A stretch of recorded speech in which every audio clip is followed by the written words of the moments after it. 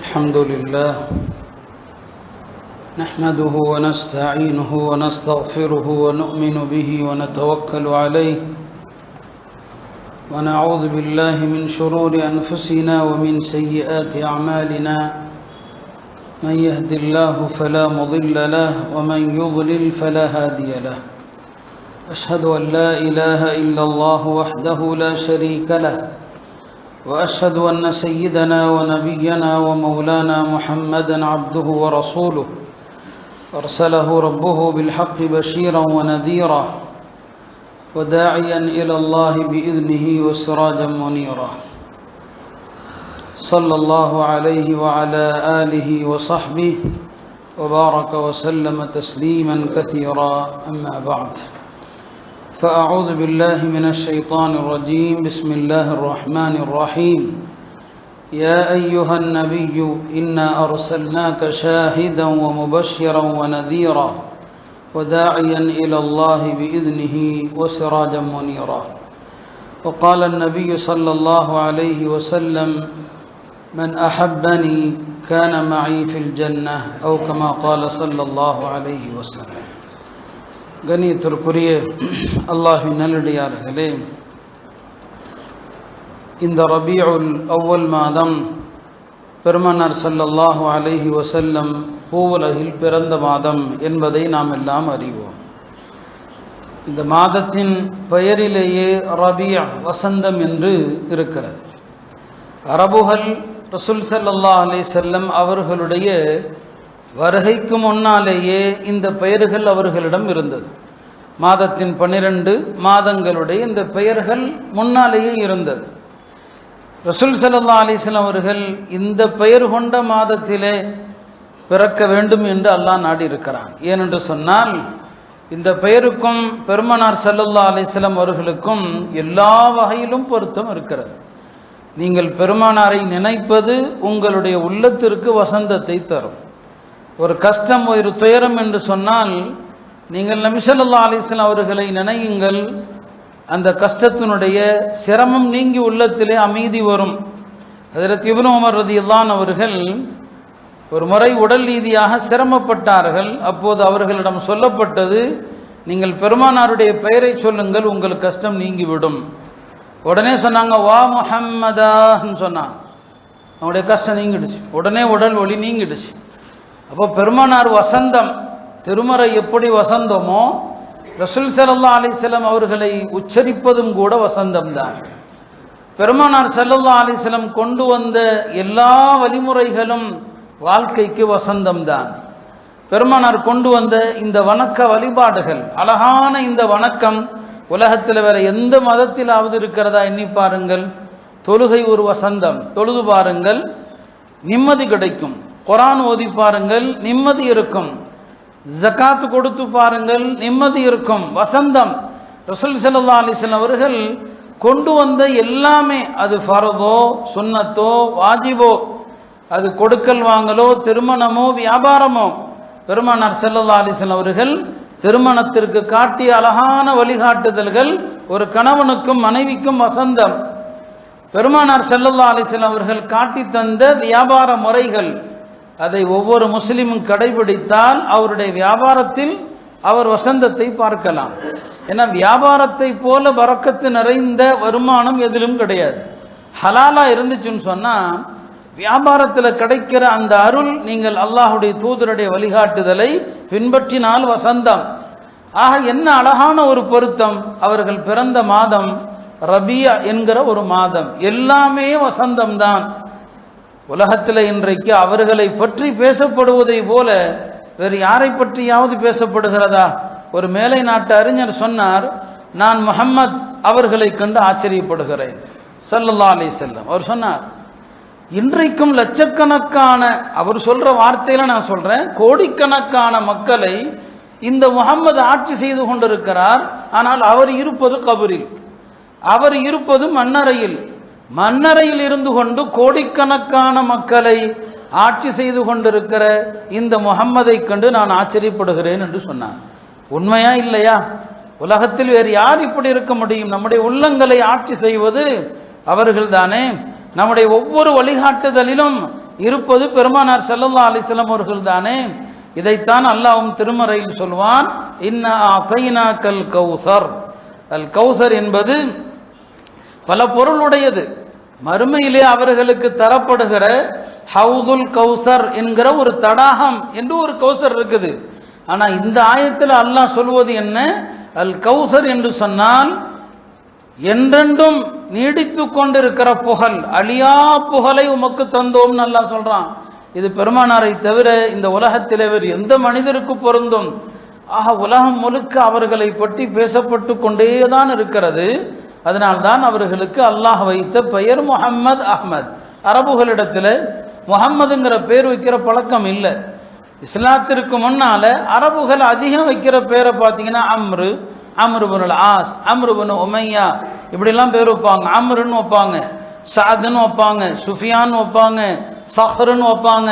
இதான் அரபுகளுடைய பழக்கம். அப்படிதான் பேர் வைக்கிறது. முஹம்மதின் பேர் வைக்கிற பழக்கமே இல்லை. ஆனால் அரபுகள் வியாபாரத்திற்காக ஷாம், சிரியா நாடுகளுக்கு போறாங்க. அங்க வேதக்காரர்களிடம் கேள்விப்படுறாங்க, கடைசியா ஒரு நபி வருகிற காலம் வந்துருச்சு, அந்த நபிக்கு பெயர் முஹம்மதுன்னு சொல்லி. இதை கேள்விப்பட்ட அரபுகள் தனக்கு பிறக்கிற குழந்தை அந்த முஹம்மதா இருக்கட்டும், நபியா இருக்கட்டும் ஆசைப்பட்டு முஹம்மதுன்னு பேர் வச்சாங்க. பெருமானாருடைய பிறப்புக்கு சற்று முன்னால நபி ஸல்லல்லாஹு அலைஹி வஸல்லம் பிறக்கிற நேரத்தில் ஒரு 5-6 குழந்தைகளுக்கு அந்த பேர் இருந்துச்சு. இந்த பேர் என்னங்க வச்சாங்க. ஆனால் அல்லாஹ் நாடுவது யாரோ அவர்கள் தானே வர முடியும். வெறுமனே இந்த பெயரை கொண்டு நபியாக விட முடியாது. ஆக பெருமானார் ஸல்லல்லாஹு அலைஹி வஸல்லம் அவர்களுக்கு அல்லாஹ் 2 பெயரை தேர்வு செய்கிறான். அவங்களுடைய எல்லாமே பார்த்தீங்கன்னா ஹம்து. ஹம்துனா புகழ். பெருமானாருடைய பெயர் முஹம்மது அஹ்மத். அஹ்மதுனா என்ன? அவர்கள் அல்லாஹ்வை அதிகம் புகழக்கூடியவர்கள். பெருமானார் ஸல்லல்லாஹு அலைஹி வஸல்லம் அவர்களை விட அல்லாஹ்வை புகழ்பவர் யாரும் கிடையாது. அவங்க அல்லாஹ்வை ரொம்ப புகழ்வாங்க, அல்லாஹ்வை புகழ்வதை விரும்புவார்கள். எனவே அவர்களை விட அல்லாஹ்வை புகழ்ந்த யாரும் இந்த உலகத்தில் இல்லை. அவங்க தொழுகையில அல்லாஹ்வை எப்படியெல்லாம் புகழ்ந்திருக்கிறார்கள் என்று அந்த ஹதீஸுகளை சொல்ல ஆரம்பித்தால் தலைப்பு மாறி போயிடும். அவங்க ரொம்ப அல்லாஹ்வை புகழ்வதனால அவர்கள் அஹ்மத். முஹம்மதுனா என்ன? அவர்கள்தான் உலகத்திலேயே திரும்ப திரும்ப மீண்டும் மீண்டும் புகழப்பட்டு கொண்டே இருப்பவர்கள் என்று அர்த்தம். முந்தைய வேதங்களில் அல்லாஹ் அவர்களுக்கு அஹ்மத் என்று பெயர் சூட்டினான். திருமறையிலே அல்லாஹ் அவர்களுக்கு முஹம்மத் என்று பெயர் சூட்டினான். இந்த உம்மத், அவர்களை பின்பற்றுகிற உம்மத்துக்கு என்ன பெயர் தெரியுமா? தௌராத்திலும் இஞ்சிலும் ஹம்மாதூன். இந்த உம்மத்துடைய பேர் என்ன? ஹம்மாதூன். அல்லாஹ்வை அதிகம் புகழக்கூடியவர்கள் என்று இந்த உம்மத்துடைய பெயர். மறுமையிலே பெருமானார் ஸல்லல்லாஹு அலைஹி வஸல்லம் அவர்களுக்கு வழங்கப்படுகிற கொடிக்கு பெயர் என்ன? லிவா உல் ஹம்து. பெருமானாருக்கு தரப்படுகிற உயர் பதவி, அதற்கு பெயர் என்ன? மகாமும் மஹ்மூத். எந்த இடத்திலையும் இந்த ஹம்து என்பதை விட்டு இந்த உம்மத்தையும் பிரிக்க முடியாது, அல்லாஹ்வுடைய திருத்தூதரையும் பிரிக்க முடியாது. அதான் அர்த்தம் அல் கௌசர். அல்லாஹ் பெருமானார் ஸல்லல்லாஹு அலைஹி வஸல்லம் அவர்களுக்கு கொடுத்த இந்த புகழை போல வேறு யாருக்கும் அல்லாஹ் அத்தகைய ஒரு புகழை கொடுக்கல. அதனால் அருமையானவர்களே, பெருமானார் ஸல்லல்லாஹு அலைஹி வஸல்லம் அவர்களை பற்றி பேசுவது என்பதே ஒரு இனிமையானதொரு விஷயம்தான். இந்த ரபியுல் அவ்வல் மாதத்திலே பெரியவர்கள் உலமாக்கள் எல்லாம் பெருமானாருடைய சீரத்தை, அழகான அவர்களுடைய சீரத்தை படிப்பாங்க, வாழ்க்கையை வரலாறு படிப்பாங்க. நான் பல தடவை சொல்லியிருக்கிறேன், அவங்களுடைய வாழ்க்கையை படிக்கிறது தான் மௌலிதுன்னு சொல்லுவாங்க. பெருமானார் ஸல்லல்லாஹு அலைஹி வஸல்லம் அவர்களுடைய கடமைகள் என்ன, நாம் பெருமானாரை எப்படி மதிக்கணும், அவர்கள் விஷயத்தில் நம்மீதான கடமை என்ன, உலமாக்கள் அதை பற்றி எல்லாம் கிதாப் எழுதுனாங்க. காதி ஐயாத் என்று ஒரு பெரிய அறிஞர் ஒரு அற்புதமான கிதாப் எழுதுனாங்க, அழகான பெயர் சூட்டுனாங்க, அஷ்ஷிஃபா வித் அரீஃபி ஹுகூகில் முஸ்தஃபா.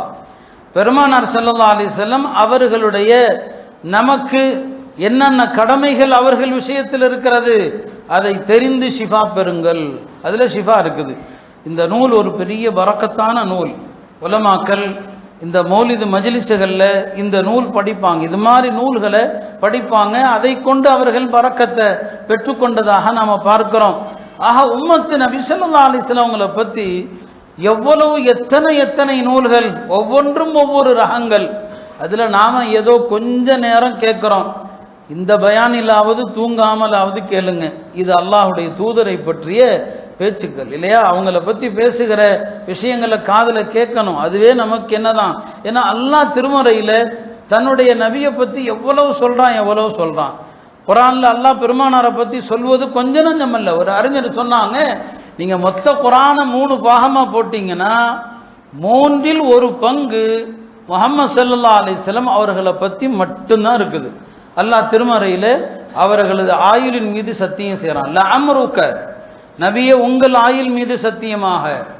பெருமானார் இருக்கிற மக்கா நகரத்தின் மீது சத்தியம் செய்கிறான், நீங்கள் இருக்கும் போதுங்கிறான். லா உக்ஸிமு பிஹாதல் பலத் வ அன்த ஹில்லும் பிஹாதல் பலத், நபியே நீங்கள் இருக்கிற இந்த மக்காவின் மீது சத்தியம் செய்கிறேன். அப்ப மக்கா மீது சத்தியம் செய்வதல்ல நோக்கம், அந்த மக்காவில் அல்லாஹுடைய தூதர் இருக்கிறாங்க.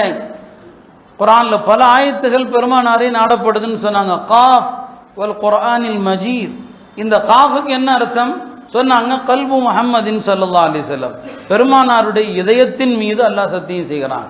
ரசூல் ஸல்லல்லாஹு அலைஹி வஸல்லம் கல்பு தான் முராத், பெருமானாரின் இதயத்தின் மீது அல்லாஹ் சத்தியம் செய்கிறான். காஃப் வல் குர்ஆனில் மஜீத், பெருமானார் ஸல்லல்லாஹு அலைஹி வஸல்லம் அவங்கள பல விதமா அல்லாஹ் என்னங்க சொல்றான். சூரத்துன் நஜ்ம் எடுத்து பாருங்க, பெருமானாருடைய நாவை பத்தி அல்லாஹ் சொல்றான்.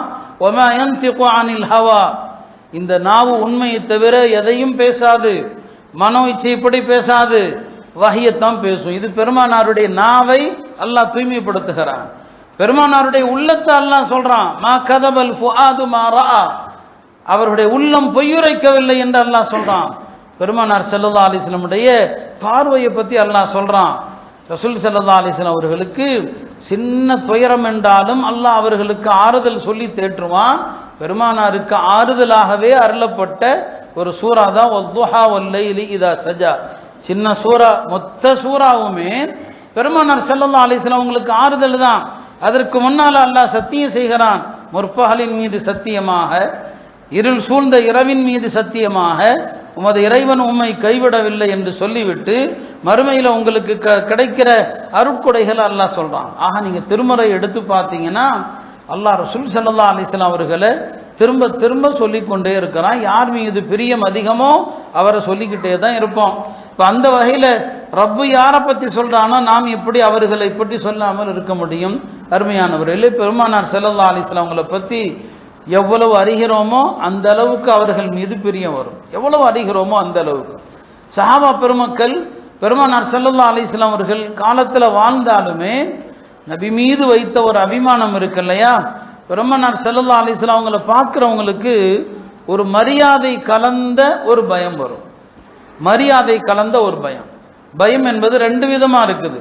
ஒரு நபரை பார்த்தா இவரால் எனக்கு ஏதாவது ஆபத்து வருமோ என்று பயப்படுறது இல்லையா? இப்போது இருக்கிற ஆட்சியாளர்கள் மாதிரி இல்லையா? இவ என்ன செய்வானோ தெரியலையே, அந்த பயம் ஒன்று இருக்குது. இன்னொரு இருக்கிறது, ஒருவரை பார்க்கிற போதுள்ள மரியாதையினால, அன்புனால ஒரு பயம். சஹாபா பெருமக்களுக்கு நபி ஸல்லல்லாஹு அலைஹி வஸல்லம் அவங்க மீது அந்த ஒரு மரியாதை தான். அதனால சஹாபாக்கள் பெருமானார் ஸல்லல்லாஹு அலைஹி வஸல்லம் அவங்கள முழு கண்களால பார்க்கவே மாட்டாங்க. அம்ர் இப்னுல் ஆஸ் சொன்னாங்க, இந்த துன்யால எனக்கு பெருமானார் ஸல்லல்லாஹு அலைஹி வஸல்லம் அவர்களை விட பிரியமான எவருமே கிடையாது. ஆனால் என்னுடைய 2 கண்களால முழுசாக நான் அல்லாஹ்வுடைய தூதரை பார்த்ததில்லை. அதனால என்ற பெருமானாரை பற்றி வர்ணியுங்கள் என்று சொல்லாதீர்கள். நாங்கள் நபி ஸல்லல்லாஹு அலைஹி வஸல்லம் எப்படி இருப்பாங்கன்னு என்று சொல்லாதீங்க.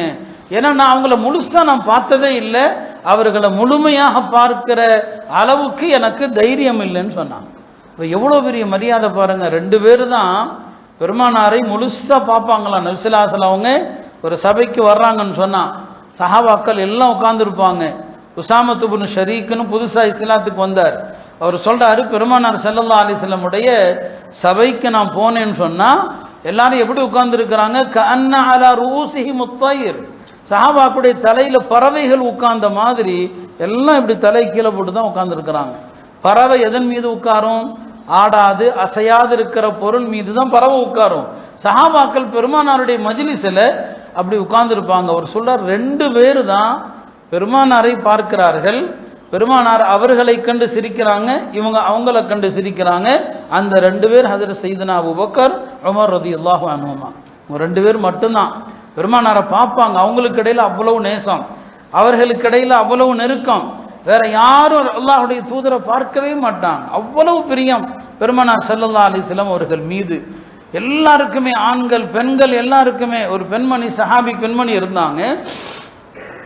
பெருமானார் காலத்துக்கு பிறகு ஹஜ்ரத் உமர் ரலியல்லாஹு அன்ஹுடைய ஆட்சி காலம். ஹஜ்ரத் உமர் ரலியல்லாஹு அன்ஹு அவர்களை பற்றி நாம் பலமுறை சொல்லி இருக்கிறோம் அல்லவா. இரவு நேரத்தில் மதீனா முனவராவை அப்படியே கொஞ்சம் அப்படியே வலம் வருவாங்க. ஒரு நாள் இரவு வலம் வருகிற போது ஒரு வீட்டிலிருந்து ஒரு அழகான கவிதை குரல், ஒரு பெண்ணுடைய குரல் கேட்குது. அந்த பெண்மணி பெருமானார் ஸல்லல்லாஹு அலைஹி வஸல்லம் அவர்கள் மீது அன்புல ஒரு கவிதையை படிக்கிறாங்க. அலா முஹம்மதின் ஸலாத்துல் அப்ரார் ஸல்லா அலைஹி த்தய்யிபூனல் அஹ்யார். முஹம்மது ஸல்லல்லாஹு அலைஹி வஸல்லம் அவர்கள் மீது நல்லோர்களுடைய ஸலவாத்து உண்டாகுக. ஸல்லா அலைஹி த்தய்யிபூனல் அஹ்யார். பெருமானார் ஸல்லல்லாஹு அலைஹி வஸல்லம் அவர்கள் மீது நல்லவர்களும் தூயவர்களும் தான் ஸலவாத்து சொல்வார்கள். பிறகு தன்னை பற்றி அந்தமா சொல்லுது, கது குந்து கவ்வாமன், நான் இரவில் வணங்கக்கூடிய பெண்ணாக இருக்கிறேன். புக்கன், அழக்கூடிய பெண்ணாக இருக்கிறேன். பில் அஸ்ஹாரி, சஹர் நேரத்தில் என்று சொல்லிவிட்டு, யாலைத்த ஷாரி ஒல் மனாயா அத்வார், எனக்கு தெரியவில்லை மரணங்கள் யாருக்கு எப்போது வரும். ஒவ்வொருவருக்கும் ஒவ்வொரு காலகட்டத்தில் மரணம் வருகிறது. அல்லாஹ்வுடைய தூதர் மூத்தாயிட்டாங்க, எனக்கு எப்போ மரணம் வரும் தெரியல. என்னையும் அவர்களையும் மறுமை வீடாவது ஒன்று சேர்க்குமான்னு தெரியல. உலகத்தில் அவங்க பிரிஞ்சு போயிட்டாங்க, என்னையும் அவர்களையும் மறுமையில் சொர்க்கம் ஒன்று சேர்க்குமான்னு தெரியலையே அப்படின்னு படிக்கிறாங்க. உமர்தான் அவர்கள் அப்படி ஸ்தம்பிச்சு போயிட்டாங்க. அந்தம்மா வீட்டு கதவு தட்டினாங்க. அந்தம்மா அந்த காலத்து பெண்கள் ஒழுக்கமுள்ள பெண்கள் இல்லையா, கதவெல்லாம் அப்படி திறக்க மாட்டாங்க. கதவு திறக்கல யாருன்னு சொல்லி, நான் உமர் வந்திருக்கிறேன்னு சொல்லி. இந்நேரத்துக்கு ஏன் வந்தீங்கன்னு அந்த அம்மா கேட்குது. இல்லைம்மா நீ பயப்படுற மாதிரி ஒன்றும் இல்லை, கதவை தரேன்னு சொன்னாங்க. அந்த அம்மா கதவு திறந்தாங்க. சொன்னாங்க, நீ படித்த கவிதையை கேட்டம்மா, முஹம்மது ஸல்லல்லாஹு அலைஹி வஸல்லம் அவர்களையும் என்னையும் சொர்க்கத்தில் அல்லாஹ் ஒன்று சேர்க்கட்டும்னு சொன்னி இல்லையா, கொஞ்சம் இந்த உமரையும் சேர்த்துக்கன்னு சொன்னான். இந்த உமரையும் சேர்த்துக்க. அஸ்அலுக அன் துத்கிலீனி மஅகுமா, உங்கள் இருவரோடு இந்த உமரையும் சேர்த்து விடுமாறு அல்லாஹ்விடத்தில் நீ துஆ செய்யின்னு சொன்னாங்க. அந்த அம்மாவும் கவிதை படிச்சது. உமர ஃபக்ஃபிர் லஹு யா கஃபார், இறைவா இந்த உமரையும் நீ மன்னித்து அருள் புரிவாயாக என்று அந்த அம்மா துஆ செய்யும்.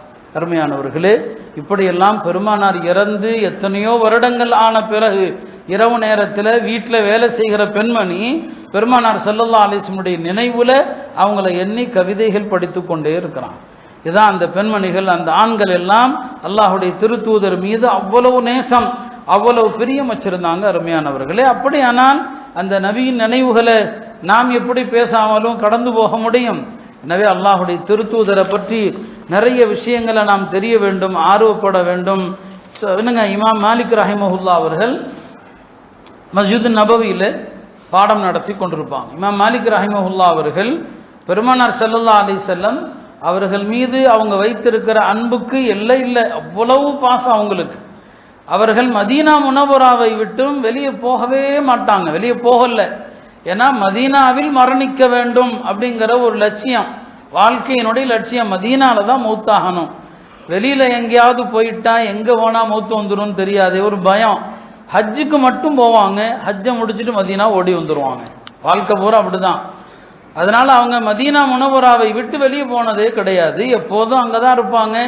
பெருமானார் ஸல்லல்லாஹு அலைஹி வஸல்லம் அவங்கள தினசரி கனவுல பார்ப்பாங்க. இமாம் மாலிக் ஒரு நாள் கேட்டாங்க, யா ரசூலல்லாஹ், நான் இந்த மதீனாவிலிருந்து வெளியே எங்கேயும் போனதே கிடையாது, அப்படி போகணும், சில ஆசிரியர்களை சந்தித்து கல்வி கற்கணும், வெளியே போனால் அங்கே போனால் மூத்தாயிருவனே, எனக்கு எப்போது மௌத்து வரும்னு தெரிஞ்சா அதுக்குள்ளே மதீனா விட்டு வெளியே போயிட்டு வந்துடுவேன் என்று கேட்குறாங்க. நபி ஸல்லல்லாஹு அலைஹி வஸல்லம் 5 விரல்களை காட்டினாங்க, மறைஞ்சிட்டாங்க. 5 விரல்கள் என்றால் என்ன அர்த்தம் இதற்கு? 5 நாளா, 5 மாசமா, 5 வருஷமா தெரியல. அப்போ கனவுக்கு விளக்கம் சொல்லக்கூடியவர்கள்ட்ட கேட்டாங்க. இப்னு சீரின் இடத்துல அவங்க சொன்னாங்க, 5 விஷயம் அல்லாஹ்வுக்கு தான் தெரியும், எந்த ஆன்மா எப்போது எங்கே மரணிக்கும் அல்லாஹ்வுக்கு தான் தெரியும். சரி, தெரியலையா, மதீனா விட்டு எங்கேயும் போகல, அங்கேயே இருந்துட்டாங்க. இமாம் மாலிக் ரஹிமஹுல்லா அவர்கள் மதீனா முனவராவில் அவங்க வாகன பிராணியில் ஏறி சவாரி செஞ்சதே கிடையாது. அந்த காலத்தினுடைய வாகன பிராணி என்ன? ஒட்டகம், குதிரை. சொல்லுவாங்க, லா அர்கபு மதீனத்தன் ஃபீஹா ஜுஸ்ஸத்து ரசூலில்லாஹி ஸல்லல்லாஹு அலைஹி வஸல்லம், எந்த நகரத்தில் அல்லாஹுடைய திருத்தூதருடைய உடல் இருக்கிறதோ இந்த நகரத்தில் நான் வாகனத்தில் ஏறி வரமாட்டேன்னு சொன்னாங்க. இன்றைக்கும் மதீனா போகிறோம், ஹஜ்ஜுக்கு உம்ராவுக்கு போகக்கூடியவர்கள் ஆனால் நாம் அல்லாஹுடைய தூதருடைய கண்ணியத்தை மரியாதையை ரொம்பவே என்ன செய்கிறோம், குறைக்கிறோம். இமாம் மாலிக் மஸ்ஜிது நபவியில் உட்கார்ந்துருக்கிற நேரத்தில் ஹலீஃபா அபு ஜாஃபர் மன்சூர் வர்றாங்க. அவர் ஹலீஃபா, அந்த காலத்தினுடைய ஹலீஃபா. இமாம் மாலிக் இடத்துல ஏதோ சட்டம் கேட்கும்போது கொஞ்சம் சவுண்டு கூடியது. இமாம் மாலிக் சொன்னாங்க, ஹலீஃபா அவர்களே, குரலை உயர்த்தி பேசாதீர்கள். திருமறையில் ஒரே சூறாவில் 3 வசனங்கள், அந்த 3 வசனங்களில் ஒரு கூட்டத்திற்கு பெருமானார் முன்னால் எப்படி நடக்க வேண்டும் என்று அல்லாஹ் ஒழுக்கத்தை கற்றுக் கொடுக்கிறான். ஒரு கூட்டத்தை அல்லாஹ் புகழ்றான், ஒரு கூட்டத்தை அல்லாஹ் இகழ்றான். 3 ஆயத்தை சொன்னான். முதல் ஆயத்து என்ன? சஹாபாக்களுக்கு அல்லாஹ் அதப கற்றுக் கொடுத்தான். யா அய்யுஹல்லதீன ஆமனு லா தர்ஃபஉ அஸ்வாத்தகும் ஃபௌக ஸௌத்தின் நபி, அல்லாஹ்வுடைய திருத்தூதருக்கு முன்னால் குரலை உயர்த்தாதீர்கள். இது அல்லாஹ் அதப கற்றுக் கொடுக்கிறான். அடுத்த 2வது ஆயத்தில் பெருமானாருடைய அந்தஸ்து தெரியாம ரசூல் ஸல்லல்லாஹு அலைஹி வஸல்லம் அவங்களுக்கு முன்னால இயற்கையாகவே குரலை தாழ்த்தி பேசுவாங்க. ஹஜ்ரத் அபூபக்கர் மாதிரி எப்பவுமே அந்த ஆயத்து இறங்குறதுக்கு முன்னாலே மெதுவாக தான் பேசுவாங்க. அவங்கள அல்லாஹ் புகழ்றான். இன்னல்லதீன யகுதுன அஸ்வாத்தஹும் இன்த ரசூலில்லாஹ், அல்லாஹ்வுடைய தூதருக்கு முன்னால் தங்களுடைய குரலை தாழ்த்தி பேசுகிறார்களே, உலாயிகல்லதீன அம்தஹனல்லாஹு குலூபஹும் லித்தக்வா, இவர்களுடைய இதயத்தை அல்லாஹ் இறைச்சத்திற்குனே தேர்ந்தெடுக்கிறான், அவங்களுக்கு மன்னிப்பு உண்டு என்று அல்லாஹ் சுப செய்தி சொல்றான். 3வது ஆயத்து பெருமானார் ஸல்லல்லாஹு அலைஹி வஸல்லம் அந்தஸ்து தெரியாத கிராமப்புற அரபுகள், அவங்களுக்கு பெருமானார்ட்ட எப்படி பேசணும்னு தெரியாது, கண்ணாபின்னான்னு பேசுவாங்க.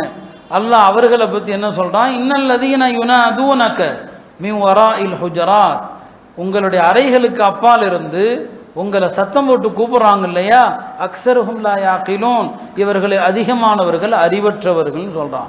ஹலீஃபா அவர்களே, இந்த 3 ஆயத்தில் நீங்கள் பெருமானாருக்கு முன்னால் குரலை தாழ்த்தி பேசக்கூடியவர்களாக இருங்கள் சொல்லிவிட்டு சொன்னாங்க, பெருமானாரை கண்ணியப்படுத்துவது என்பது அவர்கள் ஹயாத்தாக இருந்த போது எப்படி கட்டாயமோ அவர்கள் மரணித்த பிறகும் கட்டாயம் சொன்னாங்க. இப்போ இமாம் மாலிக் அவர்களை பார்த்து ஹலீஃபா ரொம்ப நன்றி சொன்னார். இமாம் அவர்களே, அல்லாஹ் உங்களுடைய அந்தஸ்தை உயர்த்தட்டும், அவர் ஜியாரத்துக்கு வந்திருக்கிறாரு, நான் ஜியாரத்துக்கு வந்த இடத்துல எப்படி துவா செய்யட்டும், கிபிலாவை முன்னோக்கி துவா செய்யட்டுமா, பெருமானாருடைய கபரை நோக்கி துவா செய்யட்டுமான்னு சொன்னபோது சொன்னாங்க, இஸ்தக்பில் கபரஹு, பெருமானாருடைய கபரை முன்னோக்கி துவா செய்யுங்க. ஃபஇன்னஹு வஸீலத்துக வ வஸீலத்து அபீக ஆதம், அவர்கள்தான் உங்களுக்கும் வசீலா, உங்களுடைய தந்தை ஆதமுக்கும் வசீலா. இப்போ கபரை முன்னோக்கி தான் துவா செய்யணும். இப்போது அங்கு இருக்கக்கூடிய அரசு, அங்கு இருக்கக்கூடியவர்களுடைய சித்தாந்தம் சற்று வேறுபட்டது. நாம் அந்த சர்ச்சைக்கு போகல. அவர்கள் எல்லாவற்றையும் ஷிர்க்குன்னு சொல்லி மார்க்கத்தில் இருப்பதையும் கூட அனுமதிப்பதில்லை, அங்கீகரிக்கிறதில்லை. ஒரு நொடிப்பொழுது கூட மரியாதையாக நின்று சலாம் சொல்வதற்கான ஒரு அவகாசத்தை அவர்கள் தருவதில்லை. அந்த நேரத்தில் சலாம் சொல்லிவிட்டு பெருமானாருடைய கபரை முன்னோக்கி தான் துவா செய்வாங்க. அதில் ஒன்றும் தவறு இல்லையா? இமாம் தாரிமி அவர்கள் முஸ்னத் தாரிமி என்ற நூலில் ஆரம்பத்தில் ஒரு ஹதீஸை பதிவு செய்கிறாங்க. ஒரு அன்னை ஆயிஷா அவர்களிடத்தில் மழையின்மை பஞ்சத்தை முறையிட்ட போது அவங்க சொன்னாங்க, பெருமானாருடைய கபரில் நடுவில் ஒரு துவாரம் இடுங்கள், அங்கே நின்று துவா செய்யுங்கள், பஞ்சம் நீங்கும்னு சொன்னாங்க. இப்போ இமாம் மாலிக் ரஹிமஹுல்லாஹ் சொன்னாங்க, கபரை நோக்கி துவா செய்யுங்க. நாம் சொல்ல வந்தது, பெருமானார் ஸல்லல்லாஹு அலைஹி வஸல்லம் அவர்களுடைய அந்த மஸ்ஜிது நபவியில் குரலை உயர்த்தக்கூடாது. இன்னைக்கு மஸ்ஜிது நபவியில் அந்த அதபை நாம் பேணி நடக்கிறோமா? பெருமானாருக்கு முன்னால் அந்த கண்ணியத்தை நாம் பேணுகிறோமா? எவ்வளவு தடவை சொன்னாலும் அங்கேயும் ஃபோனை கையில் வைக்கிறோம் இல்லையா? அது அல்லாஹுடைய திருத்தூதருக்கு முன்னால் நம்ம கடைபிடிக்கிற ஒழுக்கம் அல்ல. நல்லோர்கள், அறிஞர்கள் பெருமானாருடைய கபருக்கு முன்னால் அவங்களுடைய உணர்வுகள் எல்லாம் நம்ம வர்ணிக்கவே முடியாத வார்த்தையால். அல்லாஹ் அத்தகைய பிரியத்தை நமக்கு நசீவாக்கட்டும். அருமையானவர்களே, இப்படி ரசூல் ஸல்லல்லாஹு அலைஹி வஸல்லம் அவர்களுடைய அந்த பிரிய நமக்கு வேண்டும். மதீனாவுடைய மரணத்தை ஆசைப்பட்டமாறு பெருமானார் சொன்னான். துனியாவில் வேற எங்கேயும் மனங்க மரணிக்கிறத ஆசைப்படணும்னு அப்படின்னு ஒன்று இல்லை. எல்லா ஊர்களும் சமந்தான் இல்லையா? எந்த ஊரில் யார் மரணித்தாலும் எல்லாம் சமந்தான். ஆனால் மதீனாவில் மரணிக்க ஆசைப்படுங்கன்னு சொன்னான் நபி ஸல்லல்லாஹு அலைஹி வஸல்லம். ஒரு முறை ஒரு சஹாபியுடைய கபரில் அடக்கத்தில் உட்கார்ந்துருக்கிறாங்க. அவங்க பொதுவாக அடக்கம் வந்தால் தொழுது விட்டு கபர் வரைக்கும் போவாங்க, கபரில் உட்காருவாங்க. சில நேரங்களில் அங்கே ஏதாவது நசீஹத்து செய்வாங்க. உட்கார்ந்துருக்கிறாங்க, அடக்க வேலைகள் நடந்துட்டுருக்குது. அங்கே ஒரு தோழர் வந்தார், வந்து சொன்னார், இந்த இறந்து போனவர் பிஸமத்ஜஉர் ரஜுலி அப்படின்னு சொல்லிவிட்டார். என்ன அர்த்தம்? இந்த ஆள் மோசமான மரணமாக மூத்தாகி விட்டாரேன்னு சொல்லிட்டார். மோசமான மரணமாகன்னு சொல்லி நபி ஸல்லல்லாஹு அலைஹி வஸல்லம் கண்டிக்கும் விதமாக என்ன சொன்னேன்னு கேட்டாங்க. உடனே அவர் சொன்ன, யார சொல்லதான், நான் தப்பான அர்த்தத்தில் சொல்லல, இவர் உள்ளூர்ல மூத்தா போயிட்டாரு, அல்லாஹ்வுடைய பாதையில போய் ஷஹீதாகல்ல, அது சிறந்த மரணம் இல்லையா? அல்லாஹ்வுடைய பாதையில போய் மௌத்தாகல்லையே, நான் அதைத்தான் நான் குறிப்பிட்டேன், நான் தப்பான அர்த்தத்தில் சொல்லலைன்னு சொன்னாங்க. உடனே நபி ஸல்லல்லாஹு அலைஹி வஸல்லம் அவங்க சொன்னாங்க, அப்படியா, சரி, நீ எந்த கருத்தில் வேணாலும் சொல்லட்டும், நான் சொல்வதை கேள். ஒரு நகரத்தில் மரணிக்க வேண்டும் என்று நான் ஆசைப்படுகிற ஒரு நகரம் உண்டென்றால் அது மதீனான்னு சொன்னாங்க. தன்னை பற்றி நானே ஆசைப்படுறேன், இங்கே தான் நான் மூத்தாகணும் என்று. ஏன்னா அவர்கள் கடைசியில் எங்கே மரணிப்பாங்க? அல்லாஹ்வுடைய நாட்டம் தானே, அது அறிவிக்கப்பட்ட பிறகு தெரியும். சொல்றாங்க, நான் மரணிக்க ஆசைப்படுகிற ஒரு நகரம் உண்டென்றால் இந்த மதீனா நகரம் தான். மதீனாவை விட்டுட்டு பெருமானார் எங்கேயும் போகணும்னு நினைக்கவே இல்லை. மக்கா வெற்றி கொள்ளப்பட்ட நேரத்தில், மக்கா வெற்றி 8ஆம் ஆண்டு, அன்சாரிகளுக்கெல்லாம் உள்ளபடியே ஒரு கவலை வந்துருச்சு. மக்கா என்னதான் இருந்தாலும் பெருமானாருடைய சொந்த ஊர் இல்லையா? அதனால பெருமானார் ஒருவேளை சொந்த ஊரை வெற்றி கொண்டுட்டாங்களே, நீ மக்காலே உட்கார்ந்துருவாங்களோ, மக்காலே இருந்துருவாங்களோ அப்படின்லாம் அன்சாரிகள் தங்களுக்கு இடையில பேசிக்கிறாங்க. நபி ஸல்லல்லாஹு அலைஹி வஸல்லம் கூப்பிட்டாங்க, என்னப்பா பேசிக்கிட்டீங்க? இல்லை, என்னதான் இருந்தாலும் உங்கள் சொந்த ஊர் இல்லையா? எல்லா மனுஷனுக்கும் சொந்த ஊர் மீது ஒரு பாசம் இருக்குமா இல்லையா? எங்கே மக்காவை வெற்றி கொண்ட பிறகு இங்கே உட்கார்ந்துருவீங்களோன்னு பயம். இல்லை இல்லை, நான் ஒருபோதும் இந்த மக்கால இருக்க மாட்டேன். மதீனா தான் என்னுடைய ஹிஜ்ரத் செய்த நகரம், நீங்கள்லாம் என்னுடைய உள்ளாடைகள், நான் மதீனாவை தவிர எங்கேயும் போக மாட்டேன்னு சொன்னாங்க. அவர்கள் பிரியப்பட்டதும் அவர்கள் மரணித்ததும் அந்த புனித மண்ணில் தான். மதீனாவுடைய மண் என்பது ஷிஃபாவுடைய மண். ஒரு ஹதீஸுக்கு விளக்கம் அறிஞர்கள் 2 விதமாக சொல்லுவாங்க. யாராவது நோய்வாய்ப்பட்டா பெருமானார் ஸல்லல்லாஹு அலைஹி வஸல்லம் அவர்கள் தன்னுடைய உமிழ் நீரை எடுப்பாங்க, மண்ணில் கை வைப்பாங்க, நோயாளி உடம்பில் மீது வைத்து பிஸ்மில்லாஹி துர்பத்து அர்தீனா பிரீகதி பஅதீனா யுஷ்ஃபா சகீமுனா பிஇذن ரப்பினா, அல்லாஹ்வுடைய திருநாமத்தாலும் நம்மில் சிலருடைய எச்சியை கொண்டும் இந்த மண்ணுடைய அருளை கொண்டும் இந்த நோயாளியை அல்லாஹ் தன்னுடைய அருளால் குணப்படுத்தட்டும்னு சொல்லுவாங்க. இந்த மண்ணுடைய அருளை கொண்டு என்றால் உலகத்தில் உள்ள எல்லா மண்ணுக்குமா மதீனாவுக்கும் மட்டுமா? அறிஞர்கள் ஒரு சாரார் சொல்றாங்க, அது மதீனாவுடைய மண்ணு தான், அது துர்பத்து ஷிஃபா, ஷிஃபாவுடைய மண் என்று சொல்லுவாங்க. நிறைய அறிஞர்கள் அதனாலேயே மதீனா போனா மண் எடுத்துட்டு வருவாங்க. நாம் அதை தடுக்கவும் தேவையில்லை, எடுத்தால் அது அவர்களுடைய மஹப்பத்தை எடுக்கட்டும் இல்லைங்களா? அதை பற்றி நாம் ரொம்ப விவாதிக்க தேவையில்லை, இந்த ஹதீஸ் தான். ஆக பெருமானார் ஸல்லல்லாஹு அலைஹி வஸல்லம் அவங்க அந்த மண்ணை தான் நேசித்தாங்க, அங்குதான் மரணிக்க ஆசைப்பட்டாங்க. மதீனாவில் மரணிப்பவரை லேசா சொன்ன நேரத்தில் அந்த சஹாபியை பெருமானார் ஸல்லல்லாஹு அலைஹி வஸல்லம் அவர்கள் கண்டிக்கிறாங்க. எனவே தான் நல்லவர்கள் எல்லாம் தங்களுடைய இறுதி காலத்தில் மதீனால போய் மௌத்தாகன்னு ஆசைப்பட்டாங்க. அருமையானவர்களே, இன்றைக்கு நாம பெருமானார் ஸல்லல்லாஹு அலைஹி வஸல்லம் அவங்கள பற்றி, அவங்களுடைய ஹதீஸை பற்றி எல்லாம் பேசுகிறோம். முன்னோர்கள் ரசூல் ஸல்லல்லாஹு அலைஹி வஸல்லம் பெயர் வந்து விட்டாலே அழுது விடுவார். பேர் வந்துட்டு அழுதுடுவாங்க. இமாம் மாலிக் ரஹ்மத்துல்லாஹி அலைஹி பெருமானார் ஸல்லல்லாஹு அலைஹி வஸல்லம் பெயரை சொல்லும்போது அவங்களுடைய நிறம் மாறும், முகம் மாறும். மாணவர்கள் கேட்பாங்க, ஏன் இப்படின்னு கேட்பாங்க. அவங்க சொல்லுவாங்க, நான் சந்தித்த ஆசிரியர்கள் அப்படி, நான் எந்தெந்த ஆசிரியர்களை சந்தித்தேனோ சொல்லுவாங்க. ஐயூப் சக்தியானி என்னுடைய ஆசிரியர், அவர் ரசூல் ஸல்லல்லாஹு அலைஹி வஸல்லம் அவங்க பேரை சொல்லிட்டா, கால ரசூலுல்லாஹி ஸல்லல்லாஹு அலைஹி வஸல்லம் சொல்லிட்டா கொஞ்ச நேரம் தேம்பி தேம்பி அழுவாங்க. ஹதீஸை சொல்ல மாட்டாங்க. ஏன்னா கால ரசூலுல்லான்னு சொன்னா பெருமானார் சொன்னார்கள், அவ்வளோதான். இந்த வார்த்தையை சொன்னால் அழுதுகிட்டே தான் இருப்பாங்க.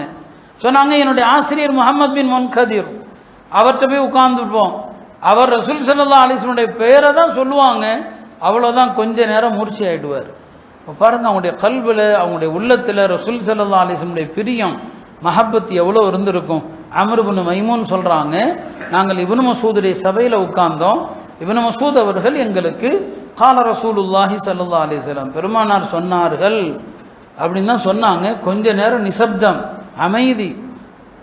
என்னன்னா இவ்வளோ அமைதி சொல்கிறார் அம்ர் இப்னு மைமூன். நாங்கள் கொஞ்சம் அப்படியே தலையை தூக்கி பார்த்தா இப்னு மசூதுடைய பட்டன், சட்ட பட்டன் கலண்டிருக்குது. கண்கள் எல்லாம் கண்ணீர் குளமாக இருக்குது. அவங்களுடைய உடம்பில் உள்ள நரம்புகள் எல்லாம், கழுத்து நரம்புகள் எல்லாம் புடைத்து கொண்டிருக்கிறது. அல்லாஹுடைய திருத்தூதருடைய பெயரை சொன்னாலே இதுதான் அவர்களுடைய நிலை.